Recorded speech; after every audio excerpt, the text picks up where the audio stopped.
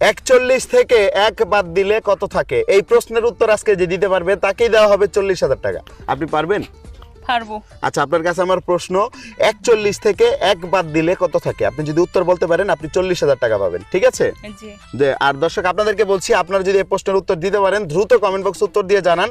আর উত্তর জানানোর আগে এই ভিডিওটা কিন্তু অবশ্যই শেয়ার করতে হবে। বলেন 41 থেকে 1 বাদ দিলে কত থাকে?